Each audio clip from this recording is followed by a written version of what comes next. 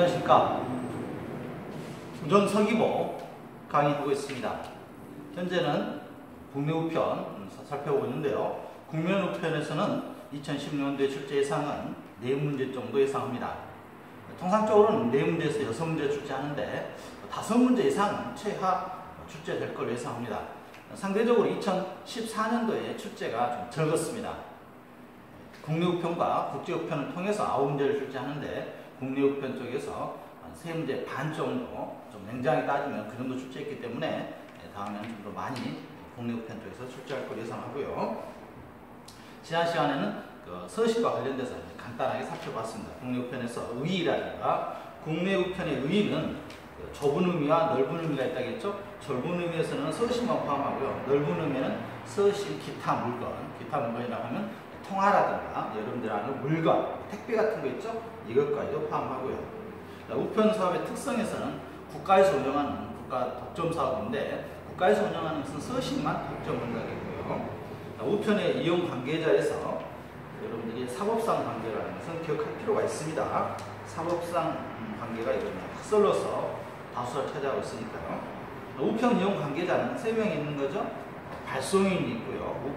우체국 관계자가 있고, 우체국 관서, 최신 관서라고 그러죠. 그 다음에 수취인이 있겠습니다. 수취인을 갖다가 제3자라고 한다고 했습니다. 우편 이용의 성립 시기는 주의하야겠습니다. 우편 이용의 성립 시기는 민법 규정을 따라왔기 때문에 우체국에서 여러분들이 접수하거나 아니면 우체통에 투입했을 때 투입서를 지지한다겠죠. 그 다음에 방문 경우에는 영수증을 겨우 받았을 때 경영 주체는 미래창조과학부 장관이었고요. 서신성달 적정법이 있다겠습니다. 서신성달 적정법. 이 시간부터 이제 우편에 관한 법률인데요. 이 우편에 관한 법률도 출제가 되었습니다. 우편에 관한 법률.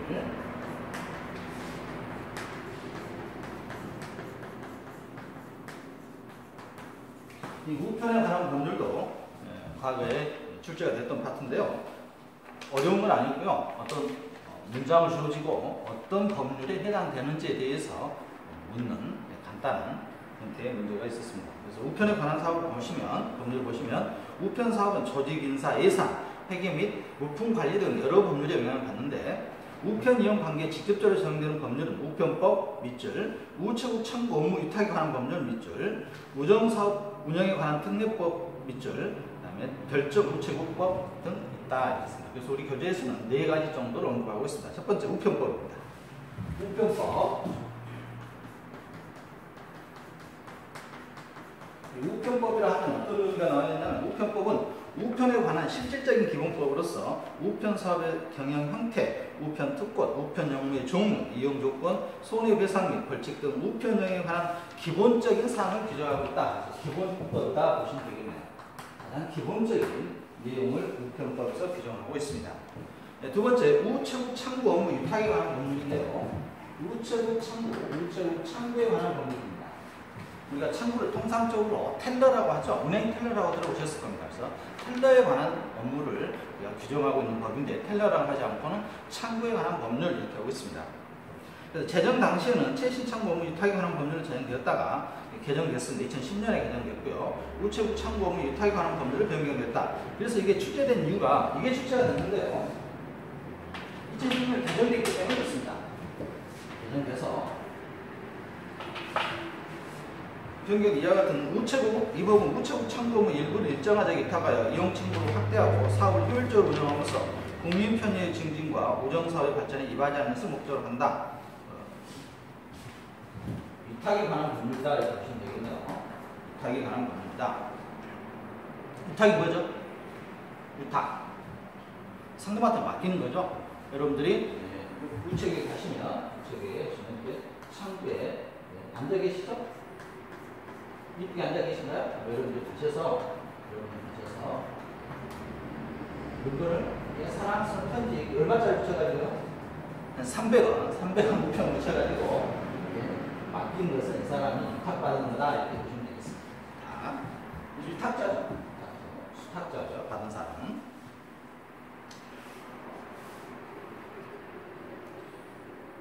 우편 사업 운영에 관한 특례법은 우리가 우정사업의 조직 예산및 운영에 관한 자율성을 확보하고 우편 대체, 우체국, 금융, 보험사업과 이에 부대되는 사업을 효율적으로 추진하는 데 목적이 있는데, 이 법은 우정사업에 관한 경영평가, 소포, 국제특급 우편 요금과 우편 수수료 결정, 우정재산의 활용 등에 관한 특례가 규정되어 있다. 그래서 우정사업 특례법,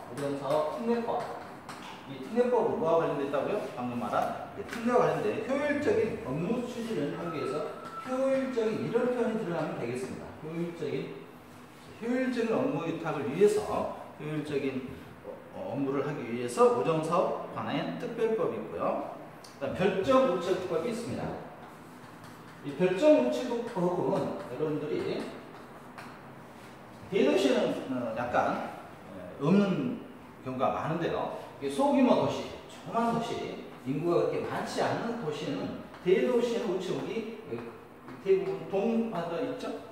그렇지만 시골로 산간 지역이라든가, 산간 지역까지는 아니겠습니다만 면단이라든가 이런 데는 우체국이 없는 경우가 있습니다. 그래서 우체국 업무는 우체국 공공성을 띠고 있기 때문에 정부에서 직접 우체국을 운영하면 좋겠지만 그렇지 못하고 일정 요건을 갖춘 자에게 우체국을 운영할 수 있도록 특례법을 만들었습니다. 이게 별정우체국입니다.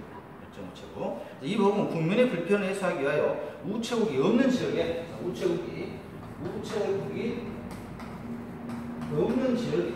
없는 지역에 우체국을 개인이 설치하는 것을 시설을 별정우체국으로 필요하는데, 이러한 절차와 운영에 관한 것, 개인이 우체국이 없는 지역입니다. 우체국이 없는 지역에 개인이 우체국을 설립할 수 있도록 만든 법이 별정우체국법 되겠습니다. 국제법규고요. 이 국제법규는 국제통상편에서 하겠습니다만, 국제법규는 100% 출제될 걸 예상합니다. 예상할 게 아니라, 예상 너무 당연하죠. 매년 출제하고 있으니까요. 매년 출제하고 있습니다. 국제법규는 UPU 조약과 UN 조약 있죠. 국제간에 사용하는 UN 조약 있듯이 저희는 UPU 조약이 있습니다. UPU 조약이고요. 이건 전 세계적인 국제적인 조약이고요. 또 아시아 쪽에서만 설립된 게 있습니다. 이게 뭐냐? 아시아 태평양 우편 연합 조약입니다. 그래서 아시아 태평양 우편 연합 조약이고요. 그다음에 표준 다자간 협정 조약 이렇게 세 가지 형태가 법규가 있습니다. 여러분 시험에서는 UPU와 아시아 태평양 우리가 APPU라고 하는데요. APPU 이 두 조약을 구분하는 사무 기구가 약간 차이가 있습니다. 그걸 좀 구분하시면 되겠습니다. 이건 국제통상에서 하겠고요. 국제우편에서 하겠습니다. 그래서 국제법규는 이런 법들이, 그래서 우편에 관한 법률은 이렇게 지금 현재 우리가 사용되고 있습니다. 우편법, 우주창구에 관한 법률, 우체국 특례에 관한 법률, 별정우체국법, 국제법규, UPU, 아시아 태평양, APPU, 표준 다자간 협정 조약이 있겠습니다.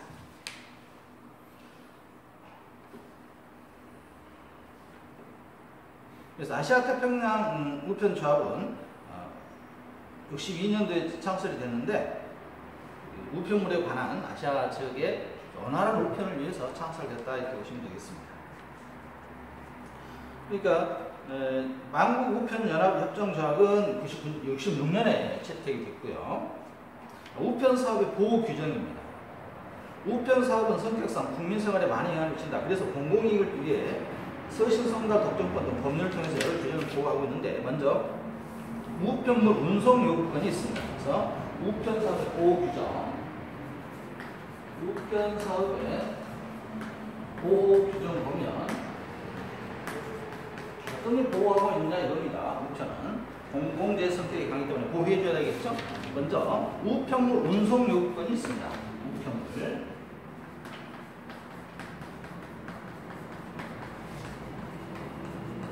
운송 요구권, 여러분의 우편물에 대해서 운송을 요구할 수 있는 권리가 있고요.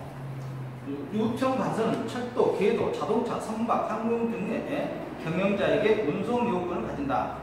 이 경우 운송한 자에게 정당한 보상을 하도록 되어 있다. 그래서 운송해 주면 우편물을 이렇게 배송을 할 때, 배달해 줄 때 공짜로 줄 수는 없잖아요. 그래서 정당한 보상을 하도록 하고 있고요. 어차피 올해 시험은 100% 2016년에 축제 예상 문제인데요. 보상과 대상의 차이점. 100% 출제될 걸 예상합니다. 2016년도에는 100% 출제될 걸 예상합니다. 그래서 보상과 대상의 차이점에 대해서 여러분들이 먼저 구분하실 줄 알아야 되는데, 제가 여름철에 주로 나가다니는 여자분들 싫어하는 거 있죠? 여름철에 싫어하는 거. 콕! 뭐죠? 모기 있잖아요, 모기를 좋은 거라고 생각하는 사람 있습니까? 혹시 나쁜 거라고 생각하십니까? 그래서 모기를 우리가 모기라든가 벌레 같은 걸 뭐라고 하죠? 무슨 박멸? 그렇죠. 해충박멸이라고 하죠. 해충박멸. 해충 그렇지 않나요? 그럴 것 같은데요. 해충박멸. 그래서 모기가 그거 뿌리고 이러시지 않습니까? 해충은 나쁜 거죠. 나쁜 거. 그래서 이건 나쁜 거 됐을 때 손해배상. 이 보상은 적법할 때 법에 유해배상이라고 유해적보라고 외워주시면 좋겠습니다. 유해적보. 나쁜 것을 했을 때는 나쁜 것은 손해배상. 그 다음에 적법하게 이루어진 것은 보상. 적법은 법의 절차에 의해서 이루어진 것은 보상. 보상 받았다는 말 들어보셨죠?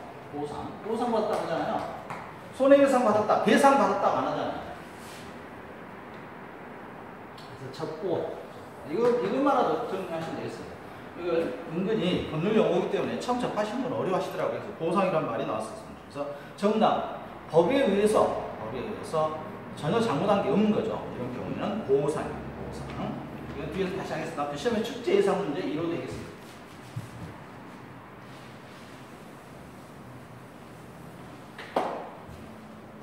보상은 언제 경우에 적법하게 이루어졌을 때, 법의 규정에 의해서 수용을 하겠다든가 법에 의해서 침공을 하겠다든가 이럴 때는 보상을 이루어집니다. 보상. 두 번째, 운송원 등의 조력 청구권이 있습니다.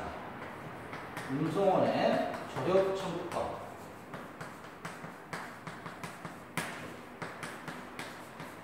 자, 운송원이 배달을 하는 데 있어서 도움을 받을 수 있는 권리가 있다. 청구할 수 있는 조력, 도움을 받을 수 있는 내가 무거워 쓰러졌어요. 그럼 주상한테 저 좀 도와주세요. 이렇게 할 수 있다. 이거 어렵지 않죠? 우편 업무를 집행 중인 우편 운송원, 우편 집행과 우편 전용 항공기, 차량 선박 등이 사고를 당했을 때, 우편은 열심히 우편 차를 삑삑삑 이렇게 하고 하시다가 사고가 있을 때는 옆에 있는 분한테 도움을 요청할 수 있는. 혹시 경찰 영화 보시면 그런 경우 있죠? 영화 보다가 경찰이 미국 영화라든가 또 유럽 문화라도 그런 경우 있었나요? 운전하다가 경찰이 갑자기 그 범인을 뒤쳐야 될 경우에 옆에 있는 차량을 임시로 이렇게 제가 사용하겠습니다. 도움을 주세요. 하는 거. 이게 조력 운송권이겠습니다. 근데 조력에 청구할 수 있다 이렇게 되어 있고요. 주위에 조력을 청구할 수 있다. 이때 조력 요구를 받은 자는 정당한 이유 없이 사유 없이 거부할 수 없다 이렇게 되어 있죠. 또한 우편관서는 도움을 찾는 자의 청구에 따라 적절한 보수를 준비해야 됩니다. 거절하면 안 되고요. 그런데 지금 법을 공부하신 분은 어느 정도 알 텐데 법에서는 무엇 할 수 있다 이런 표현과 무엇 하여야 한다 굉장히 다른 차원이죠. 이건 임의 조항이고요. 이건 강제 규정입니다. 그래서 강제 규정이라는 것은 반드시 지켜야 된다는 것이죠. 임의 규정은 지키지 않아도 된다는 것입니다. 그런데 지금 저희 우정서기보 시험과 관련돼서는 이게 약간 혼용되고 있습니다. 만약에 여러분 시험장에서 사지선다형 중에서 뭐 해야 한다 이런 표현인데 할 수 있다 이거 오답이네 이렇게 만약에 체크하시면 약간의 실수가 노출될 수도 있습니다. 좀 더 명확한 질문 하나 찾아내는 게 좋을 것 같습니다. 과거 출제 문제를 분석해 보건데 아직은 저희 쪽 시험이 오랜 역사를 자랑하는 건 아니어서 출제위원들이 몰라서라기보다는 이 문제를 혼동을 해서 그냥 해야 한다고 법에 되는 것 같다가 할 수 있다, 해야 한다를 할 수 있다 하면서도 오답 처리하지 않고 정답 처리하는 경우가 종종 발생하고 있습니다. 아직은 논란거리가 있긴 있는데 방금 이런 경우입니다. 운송운동의 조력 청구권, 조력 요구를 받는다는 정당한 사유 없이 거부할 수 없다니까 강제조항 비슷하게 들리죠. 그래서 아무튼 없다 그 정도만 가시고요. 혼용되고 있다는 거 아니에요. 혼용돼서 운용되고 있기 때문에 주의할 필요 있다. 그래서 법 공부를 너무 많이 하셔가지고 지금 이 공부를 하고 계신 분한테는 너무 부정적이죠. 굉장히 이런 문구에 너무 연연하시면 좀 더 명확한 오답을 놓칠 경우가 있으니까 우리 우정사기보고 시험에서는 어느 정도 인정을 하고 두 개를 혼용해서 지금 출제자가 사용했구나 이렇게 인용하고 넘어가시기 바랍니다. 만약 이게 법과목 시험이라면 난리 나겠죠. 무조건 오답 처리해 줘야 되는데 저희 쪽은 그런 경우는 없는 것 같습니다. 자, 시2번 차량 사고의 음성요구권 거절할 수 없다는 거. 사고가 발생했을 때 자동차가 도로에서 가다가 그림 잘 그리고 있나요? 자동차 이렇게 가고 있는데 상대방에서 오는 차하고 사고를 피하기 위해서 피했다 사고 나면 안 되잖아요. 그러니까 이상이면 피하기 위해서 이렇게 하다가 사고가 난 경우죠. 그럴 때는 지나가는 주유분한테 도움을 요청할 수 있는 이게 조력 요구권 되겠습니다. 자, 세 번째, 운송원 등의 통행권. 운송원의 통행권이 있고요. 운송 집배원과 우편 전용 항공기, 차량 선박 등은 도로의 장애로 통행이 곤란할 경우 담장이나 울타리가 없는 택지, 전답, 그 밖의 장소를 통행할 수 있다. 이 경우 우편관서는 피해자의 청구에 따라 손실을 보상해야 한다. 자, 이분이 배달해줘야 되는데 지금 공사하고 있습니다. 대규모 공사하고 있네요. 이걸 피해서 가야 돼요. 얘가 피해서 가야 되는 데가 사유지에 따르거든요. 사유지로 여기가 농작물이 자라고 있었다 가정할까요? 농작물 지나갈 수밖에 없죠? 그래서 다시 이렇게 가서 배달을 했습니다. 이 경우에 이 사유지 주인은 우체국에 최신관서에 보상을 요구한다 이거예요. 보상. 대상이 아니에요. 보상. 이 사람 잘못이 없잖아요. 어쩔 수 없이 이렇게 갔잖아요. 보상이 이루어진다는 거. 통행료 면제가 있습니다. 운송원 등의 통행료. 어디 가면 여기 통행료 내야죠? 그렇죠? 고속도로죠? 고속도로 가시다 보면 통행료를 발생할 경우가 있는데 이때는 면제하는 경우도 있다. 근데 통행료 운송업자는 다시 요구해야 되겠죠? 통행료 달라고요. 우편 운송, 우편 집배원과 우편 전용 항공기, 차량 선박 등은 도로의 장애로 통행이 곤란할 경우 담장이나 울타리 없는 택지. 이거 했네요. 4번. 네 번째는 운송원 등의 통행료 면제 사유. 우편물 운송 중인 우편 운송원 집배원은 언제든지 도선장에 도선을 요구할 수 있어요. 도선장이 뭐죠? 배 타는 데죠? 배 타는데, 배 탄다는 도선장이라고 합니다. 그래서 도선장에서 배를 이렇게 타고 가서 배달해줘야 되죠? 섬에 가려면. 또한 우편 업무 중에 있는 운송원 등은 도선장, 운하, 도로, 교량 따위의 통소에 통행 요금을 지급하지 않고 통행할 수 있다. 그러나 청구권자에 청구했을 때 우편관서는 정당한 보상을 해줘야 되고요. 다섯 번째, 전용 물건의 압류 금지입니다. 압류 금지.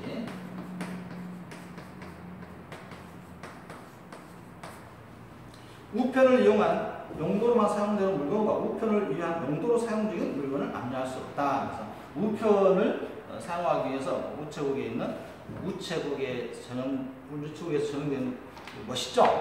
오토바이 같은 경우 이거 압류해서는 안 되겠죠. 전용으로만 우체국에서 운송 전용으로 사용하고 있기 그렇습니다. 전용. 그다음에 전용 물건의 부가 면제입니다. 세금을 면제해 주는 거고요. 압류 면제, 부가 면세. 우편의 가능성을 포함해 우편을 이용한 용도로만 사용되는 물건은 제세 공과금의 부가 대상이 되지 않는다. 이렇게 되고요. 우편물의 훼손 불당금입니다.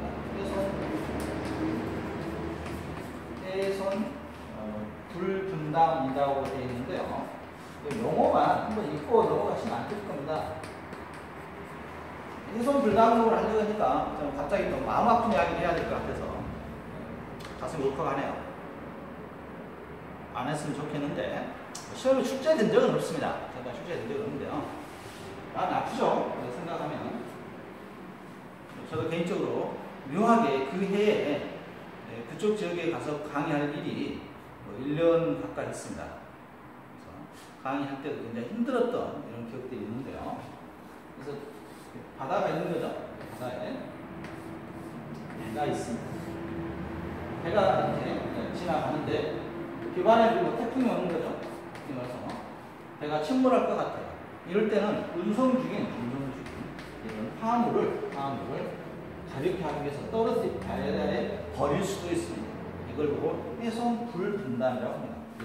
그래서 해상에서 손해의 발생에 대해서는 분담을 원칙으로 한다 이거죠. 선박이 위험에 직면했을 때 선장은 실려 있는 물건을 처분할 수 있다. 이때 손해는 하주 전원이 적지 않을 비례로 공동 분담하고요. 이 경우에도 우편물에 대해서는 이를 분담시킬 수 없다. 이를 훼손 불분담이라고 한다. 그래서 해양에서 손해가 발생했는데 우편물에 가는 데서는 분담시키지 않는다. 훼손 불분담. 마음 아프죠? 그래서 마음 아프니까 예전에 이게 재밌게 강의했는데 나 넘어가겠습니다. 갑자기 울컥하네요. 우편물에 압류 거부권이 있고요. 8번째 압류 거부권. 우편물 압류를 거부할 수 있는 권리가 있다 이거죠. 압류 거부권. 우편 관서에서 운송 중에 있거나 발송 준비 완료 후에 우편물에 대해서는 압류를 거부할 수가 있습니다. 그래서 운송 중에 있거나 발송 완료가 돼야죠. 아직 운송되기 전이라면 압류도 가능하겠죠. 9번째, 우편물에 우선 검역권이 있습니다. 우선 검역권. 우편물은 장소가 격지대간에 왔다 갔다 하기 때문에 발병될 확률이 높죠. 예를 들어서 메르스 같은 경우도 만약에 우편물에 의해서 전염이 될 수도 있고 또 테러에 이용될 수도 있기 때문에 그래서 우선 검역권이 있다 이거고요. 우편물이 전염병이 유행돼서 발송되거나 유행지를 통과할 때 등에는 검역법이와 검역을 최우선을 할 수도 있습니다. 그 다음에 문역자의 행위에 대한 의제가 있습니다. 문역자, 행위 문역자죠. 민법에서 보는 규정인데요. 예를 들어서 뭐 미성년자가 우편물을 발송했을 때 이걸 거절할 수 있느냐 이겁니다. 민법하고는 약간 다른 규정을 따르고 있는데요. 우편물의 발송 수치나 그 밖에 우편 여행에 관한 문역자의 행위라도 능력자가 행한 것으로 본다. 그래서 어린이가 와서 우편물을 보내도 인정하겠다 이겁니다. 행력자, 행력자. 지금 제한 능력자 이렇게 바뀌었죠? 미성년자를. 문역자의 행임을 이유로 우편 관서에 대해서 임의로 이용관계 무효나 취소를 주장할 수 없다. 그래서 미성년자가 무효라든가 취소를 주장할 수가 없죠. 민법에서는 무효 취소 사유가 되죠. 문역자. 피한정 후견인의 경우라든가 이런 경우는 무효나 취소 사유가 되지만 우편 쪽에서는 미성년자 어린이 10살짜리 꼬마가 와서 꼬마라고 하면 또 기분 나빠하겠죠. 초등학생이 와서 우편물을 발송했더라도 여기서 무효를 법정 대리인이 와서 아빠가 와서 무효를 취소할 수는 없다. 엄마가 와서 무효를 주장할 수 없다. 이거. 다음은 법률행위 하자가 있는 경우에는 관련 규정에 따르고요. 여기서 문역자라면 민법상을 말하고요. 그래서 민법이 개정돼서 지금은 우리가 뭐라고 합니까? 개정 내용이 있죠? 개정에서 우리가 문역자를 금치산자, 한정치산자 이런 용어는 사용하지 않습니다. 그러니까 지금 이제 민법에서 제한능력자, 미성년자, 피한정 후견인, 피한정 후견인 이렇게 사용하니까요. 피가 들어갈 겁니다. 이게 용어가 중요한 게 아니고요. 문역자의 행위도 인정한다. 이게 중요합니다. 예. 민법 시험은 아니니까요. 그래서 지금은 제한능력자, 피성년 후견인, 피한정 후견인 이렇게 사용하고 있습니다. 능력자 하면 느낌이 안 좋다고 해서 제한능력자, 능력을 제한시킨 사람들, 능력을 제한해놨나요? 그 다음에 피한정 후견인, 피한정 치산자 이렇게 피성년 후견 이렇게 사용하고 있고요.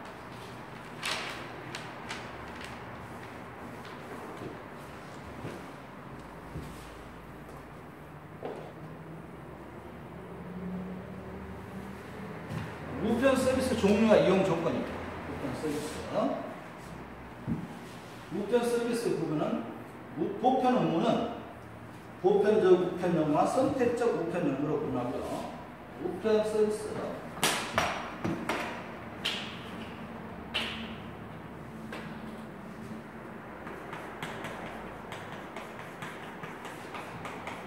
우편 서비스는 둘로 나눈다 이거죠? 일단 첫 번째 보편적 업무와 보편적과 선택적. 여러분 시험이 선택적에서 한 문제가 숙제 댓글 예상합니다. 부가 서비스죠? 일정이네. 카드에 여기 부가 서비스 많죠? 영화 할인이라든가 음식점 할인 이런 형태의 내용이 우리 우체국에도 서비스 업무이기 때문에 금융 업무이기 때문에 들어와 있습니다. 그래서 뭐 보편적 우편 서비스 문제 보시면 국가가 국민에게 제공할 가장 기본적인 보편적 통신 서비스를 말하며 전국에 체계적인 조직을 갖추고 모든 국민이 공평하게 적정한 요금을 이용할 수 있도록 서비스를 제공하는 것을 핵심으로 한다. 그래서 서울에서도 우편 한 통에 300원, 제주도 땅끝, 마라도에서도 300원 똑같이 제공한다. 서비스 대상, 보편적 서비스 대상 표시입니다. 서비스 대상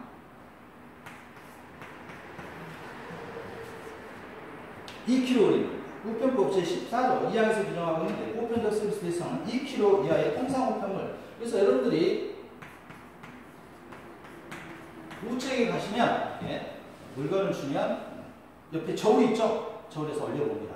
2kg가 넘었는지 넘지 않았는지. 그래서 2kg까지는 보편적 우편으로 취급해서 동일한 요금 차기를 운영하고 있고요. 이제 억울할 때가 억울하기보다는 2.1g 2kg 100g 나왔을 때 어떠냐고요. 이때는 참고 직원이 다음부터는 2kg에 맞춰보세요 이렇게 해주면 좋은데 이렇게 요금 자체가 약간 차이가 있기 때문에 그렇습니다. 여러분들은 어떤 경험이 있습니까? 관심 없으셨습니까? 2kg였는지 2kg 100이었는지. 그 다음에 20kg입니다. 20kg이면 소포 해야 될 경우 있죠? 소포. 이때는 소포 20kg 이하의 소포예요. 통상 우편이고요. 이하입니다. 소포 20. 그 다음에 위에 1, 2의 우편물의 기록 취급 등 특수 취급 우편물입니다. 기록 취급과 특수 취급 우편물은 보편적 우편 서비스로 인정하고요. 그 밖에 대통령이 정한 거, 대통령. 그래서 우리가 보편적 우편 서비스로 인정해 주는 것입니다. 그 다음에 선택적 서비스가 있고요. 선택적으로 보편적 우편 서비스에 부가하거나 부사에 제공하는 서비스 이용자가 선택적으로 이용하는 거. 이용자가 선택적으로 사용하는데 서비스 대상은 반대가 되겠죠? 이 경우에 첫 번째 2kg 초과하는 우편물, 통상 우편물 20kg을 초과하는 소포 우편물이 되겠고요.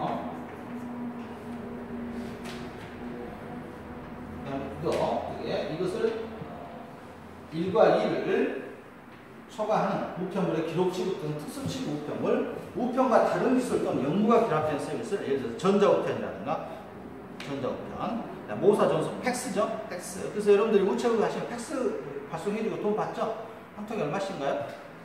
500원? 이 정도 하죠. 300원. 우편물 방문 접수 이런 것은 선택적 서비스고요. 우편 시설, 우편 엽서, 우편 요금 표시 인형, 도장 찍어진 걸 인형이라고 합니다. 우편 요금 표시 인형이 인쇄된 봉투 또는 우편 차량 장비 등을 이용하는 서비스, 우편 이용과 관련된 용품의 제조 및 판매, 그 밖에 우편 용품의 부가하는 서비스가 되겠습니다. 그래서 여러분들이 선택적 서비스를 먼저 외우실 게 아니라 보편적 서비스를 먼저 기억하시는 게 좋겠습니다. 특히 처음에 숫자 나왔네요. 1kg 이하, 20kg 이하의 소포, 그 다음에 이 두 가지는 기억하시기 바랍니다. 2kg 20, 우편, 간단한 우편물은 2kg, 소포의 경우는 20kg. 그래서 20kg 소포 보내실 때는 20kg 박스, 20kg 준수해 주세요 이렇게 이야기하죠. 송달 기준입니다. 이 송달 기준은 시험에 출제가 됐던 기출문제였고요. 2번 나왔었죠? 그래서 이쪽은 민법에서 중요하고요. 저쪽이 중요하니까 우리 2016년도 시험 범위에서 하나 지난번에 안 나왔던 파트니까요. 이번에는 하나 정리하도록 하겠습니다. 송달 기준. 송달 기준은 우편물을 접수한 다음 날부터 배달할 날까지 기준 일수를 말하고요. 접수한 다음 날부터입니다. 접수한 다음 날. 송달 기준. 송달 기준과 관련돼서는 정리하기로 하죠. 송달 기준. 첫 번째, 날짜. 날짜는 중요한 개념이니까요. 뭘 주의하셔야 되냐면 접수한 다음 날 이거 주의합니다. 접수한 다음 날.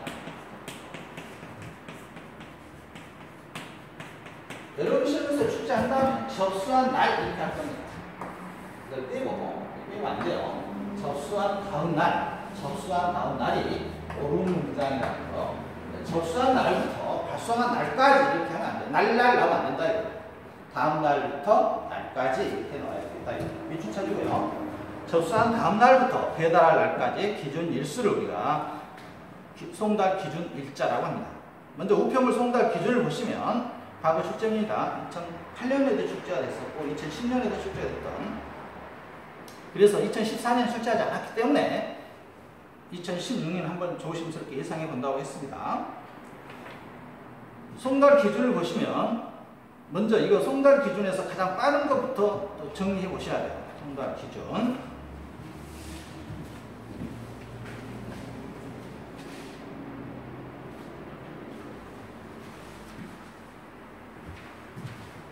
송달 기준과 관련돼서는 어떤 우편물이 가장 빨리 배달하는지 이런 관련된 내용이 먼저 하나 정리가 되어야 됩니다.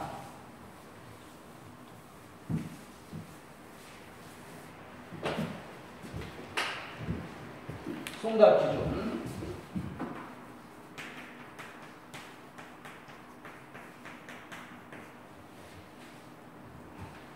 구분해 보시면 우편물이 보통 우편물, 이길 특급, 등기 소포, 당일 특급, 이길 오전 특급 이렇게 나누고 있습니다. 먼저 순서 보익, 등당익 이렇게 해오시면 또 헷갈리겠죠? 그래서 보통, 이길, 자 보통 그냥 우리가 보통 이길 다음 날까지 배달해, 이건 이해하죠? 그다음에 등기 소포도 뭐 다음 날 접수한 다음 날까지 배달해 주고요.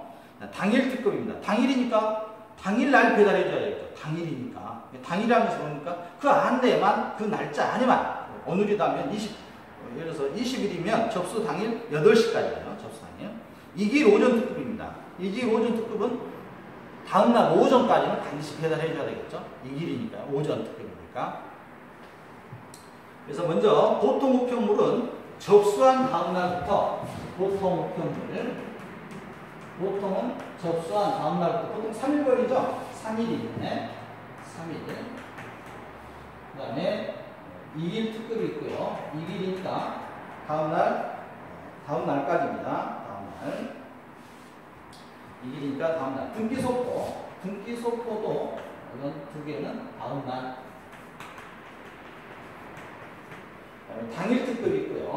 당일 특급은 당일까지 있죠. 당일인데 몇 시냐면 20시까지, 8시까지 배달이 완료가 돼야 되겠습니다. 이길 오전 특급, 이길 오전은 다음날 오전까지, 그래서 다음날 오전 12시까지죠? 12시까지 배달이 이루어져야 되겠습니다. 송달 기준 날짜. 그래서 가장 빠른 건 뭐겠습니까? 당일 특급이죠. 당일 특급. 특급 열차. 당일 특급이 가장 빠르겠고, 그 다음에 이길 특급, 그 다음에 이길, 그 다음에 보통 이렇게 가겠네요. 순서 하나 정리합니다. 이게 한두 번 읽어보면 이게 틀리진 않습니다. 그렇죠? 그리고 여러분들이 지금 이런 강좌에서는 가벼운 마음으로 한번 들어주시고요. 결국은 여러분들 문제를 통해서 여러분이 많이 틀려봐야 됩니다. 그래서 문제를 틀려봐야 기억이 오래 나기 때문에 지금은 그냥 가벼운 마음으로 송달 기준이 이렇게 됐는데 문제가 되었을 때 대처 능력은 우리가 문제를 지겹게 풀어볼 겁니다. 가장 제가 강의는 대한민국 최고라고 말하지 않겠습니다. 뭐 최고라고 생각해 본 적은 별로 없고요. 합격률로 따진다면 아마 저는 최고라고 생각합니다. 이런 자부심 가지고 지금까지 강의해 왔습니다. 그래서 최선의 선택에서 최고의 합격자를 배출하는 게 제 강의의 신념입니다. 어차피 여러분들은 저를 강의를 합격을 하기 위해서 만났지, 합격을 위해 만나지, 좋은 강사로 남기 위해서는 저는 이 자리에 있지 않습니다. 그래서 언제나 저는 여러분은 합격을 유지로 하는 강의를 하기 때문에 일단 여러분들이 뭐가 부족하고 어떻게 해 나가야 되는지 압니다. 지금 답답하시더라도 꾹 참고 제 강의가 마음에 안 들면 교재를 통해서 몇 번, 서너 번 정도 읽어주시고 그 다음에 이 문제가 어떻게 구성되는지는 제가 실시간 온라인 모의고사 또 문제풀이 과정 기타 등등 시험 보기 전날까지 또 실시간 쪽집게 강의 딱 찍어서 명예를 걸고 시험이 안 나오면 이제 전 잊혀지겠죠. 욕 엄청 얻어먹을 거 아니에요. 그렇지만 지금까지는 그렇게 실수한 적이 없는 것 같습니다. 시험 범위가 협소하기 때문에 우편금융상식은 예상 문제 딱 찍어내면 거의 맞습니다. 2014년도에는 계산 문제도 제가 맞췄던 것 같습니다.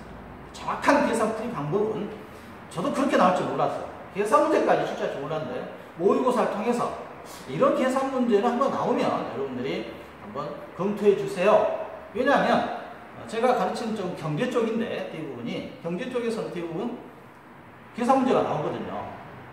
금융 관련된 자격증 시험이라든가 부동산학 개론이라든가 그렇죠? 그래서 저는 우체국에서는 근무 안 해봤습니다. 여러분한테 약간 강의를 하면서 그 점에 대해서는 죄송스러운데 그 대신에 우체국은 거의 이틀에 한 번꼴로 갑니다. 특별훈회로. 그래서 열심히 분위기를 익히고 있습니다. 그리고 또 우체국에 근무하는 예전에 수강생들이 또 있으니까 느낌은 좋죠. 그렇지만 실제로 저도 이렇게 근무를 해본 경험이 없기 때문에 피부에 와닿지는 않습니다. 이론적으로 강의를 하는 거고요. 그 다음에 금융 쪽은 제가 은행, 증권, 보험 또 지금 현재 금융 자격증도 강의하고 있기 때문에 아마 그쪽에서는 여러분들하고 좀 더 친근하게 다가가는데 그래서 범위를 확장시킬 게 아니라 축소시켜서 여러분한테 금융 강의를 해드리고 있습니다만 우편 쪽은 제 우체국 출신이 아니기 때문에 여러분한테 죄송스럽다는 말씀은 이 자리를 통해서 여러분한테 미리 말하겠습니다. 다음에는 이런 말 하지 않겠습니다. 지금 오늘은 두 번째 시간이니까 제가 세 번째 정도 만나면 이제 가족이 되는 거지 않습니까? 어떤 분은 저희 안내 강의까지 들었다면 벌써 세 번째인데요. 그럼 그분하고 저는 이제 가족이잖아요. 가족. 가족의 행복이 또 가장의 역할 아니겠습니까? 너무 비하게 되나요? 알겠습니다. 이 문제는 어렵지 않으니까요. 순서. 지금 좀 헷갈리더라도 가장 빠른 게 뭐라고요? 당일 특급. 몇 시까지? 8시까지. 띵동띵동 여기서 보내면 여러분들이 보내주세요. 여러분이 한번 보내보시면 되겠습니다. 여러분들이 제 주소로 당일 특급을 하나 보내주시면 제가 8시 전에 띵동띵동 오시면 물건 받아서 여러분한테 인증샷 날려드리겠습니다. 자, 송달 기준 적용 예의가 있습니다. 송달 기준 적용 예의는 예를 들어서 휴일 같은 경우는 배달할 수 없겠죠. 휴일 서비스가 지금 없어졌으니까요. 휴일 서비스. 그럼 2일 특급과 당일 소포에서도 배 타고 들어가는데 그래서 제주 선편은 D+1이 되고 우편물 취급한 날부터 D는 당일, 우리는 데이 역할을 하는데요. 되게 이제 다른 쪽에서는 T라고 많이 표현하죠. T+1이냐, T+2이냐 이렇게 표현하는데 저희 쪽에서는 D, 타임과 D, 데이를 혼용해서 저희 쪽은 D로 사용하고 있습니다. 그래서 T는 날짜라고 하십니다. 데이, 날짜고요. T+1일 갖다가 저희 쪽에서는 D+1일 그러면 당일하고 하루 더 걸린다. 그래서 이틀 걸리는 거죠. 송달 기준 적용 예는 한번 간단하게 읽고 넘어가겠습니다. 관공서 휴일에 관한 규정이 있죠. 그래서 이게 법으로 규정되어 있지 않습니까? 규정. 이 규정에 의해서 우리나라가 관공서 언제 문 닫는지. 되게 저희들은 이제 빨간 날, 달력에 빨간 날 쉰다 이렇게 표현 많이 하는데요. 그래서 달력 받으면 이게 빨간 날이 언제냐 이렇게 따져보는 거죠. 공휴일 또는 기타 법령에 의한 유급 휴일이라든가 토요일 그리고 우정사업본부장이 배달하지 아니하기로 정한 날은 송달 기준일에 계산하지 않고요. 도서상간지 오지 등 교통이 불편하여 우편물의 운송이 특별히 곤란한 지역에 대해서는 관할지방우정청장이 송달 기준을 달리하여 정할 수 있습니다. 누가 정한다고요? 관할지방우정청장이 달리해서 정할 수도 있고요. 이때는 지역과 송달 기준을 공부해야 되고 신문 등의 진행에 관한 법률 제9조에 의한 규정에 의하여 등록된 일간신문, 주 5회 이상 발행하는 신문이나 광고를 우편요금 감액요건에 따른 우편물 발송 정기계약에 따라 발송하는 때에는 보통 우편물로 접수한 경우에도 접수한 날의 다음 날까지 송달할 수 있다 이렇게 되어 있죠. 신문과 관련된 정기 간행물은 보통 우편물로 취급하지 않고 하루 더 분량이 많기 때문에 그렇죠. 엄청나게 많잖아요. 그 많은 분량을 한꺼번에 처리하기는 아마 인력이라든가 시스템적으로 문제가 될 수도 있기 때문에 아마 이런 법률이 나온 것 같습니다. 그래서 아무튼 예의 규정이 있다는 거, 예의 규정이 있다는 거. 뭐 어렵진 않죠? 어렵진 않죠. 그래서 이와 관련 송달 기준과 관련해서 예의사항 항상 것은 여러분 한번 체크만 해주시기 바랍니다. 통사무평물입니다. 통사무평물. 통사무평의 개념, 발송 요건을 보시면 개념, 서신 등 의사 전달 및 통화 및 소형 포장 우편물이니까 넓은 개념의 의미가 되겠네요. 넓은 의미의 개념이 되겠습니다. 서신은 우리가 독점한다 했죠, 국가에서. 서신은 의사 전달을 위하여 특정이나 특정 질서로 송부하는 것으로서 문자, 기호, 부호 또는 그림 등으로 표시한 유형의 문서 또는 전달을 말하고요. 그래서 서신의 밑줄, 의사 전달물의 밑줄, 통화의 밑줄, 소형 포장 우편물의 밑줄 쳐주기 바랍니다. 이게 우리가 통상적으로 우편물이라고 하는 거죠. 의사 전달물입니다. 대통령으로 서신에서 제어되어 있으나 서신의 성격을 가진 우편물, 신문이라든가 정기 간행물, 서적 이런 것들도 우리가 의사 전달물이죠. 신문에 상대방 의사가 표시되어서 나타나 있죠. 그걸 여러 전달받기 때문에 이것도 일종의 의사 전달물로 보고 있고요. 소형 포장 우편물입니다. 소형 포장 우편물은 서신 등 의사 전달물 및 통화에 속하지 않는 작은 물건으로서 우봉고시의 규정에 속하는 것을 우리가 말한다 했으니까 소형 포장 우편물은 몇 킬로겠습니까? 그래서 소형 포장이니까 20kg 미만, 20kg 이하의 포장 우편물이 해당되기 이하죠. 20kg 이하에 해당되는 거. 그다음 정기 발송 계약, 발송 요건 보시면 이 발송 요건에서 이런 게 저희 쪽은 어차피 여러분들한테 여러분 시험은 틀려라고 좀 출제해야 되지 않겠어요? 틀려라게 되니까 좀 디테일하게 출제합니다. 자, 발송 요건 보시면 별표 쳐놓고요. 봉투에 넣어서 봉함하여 발송하는 원칙이다. 그래서 봉투에 담아서 이렇게 풀칠하라 이거죠. 풀칠해가지고 남들이 볼 수 없도록 일봉해서 봉함해서 하는 것이 원칙이며 봉함 동그라미 하고요. 발송 요건입니다.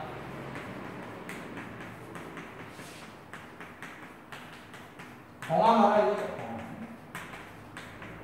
상식이죠. 예외적으로 우정사업본부장이 발행한 우편엽서, 사제엽서, 제조요건에 적합하게 제조한 사제엽서, 그리고 모사, 우편, 이 그림 우편물은 특성상 봉함하지 않고 발송할 수 있다. 봉함의 원칙이고 예외적으로 봉함하지 않을 수도 있다 이거죠. 여러분들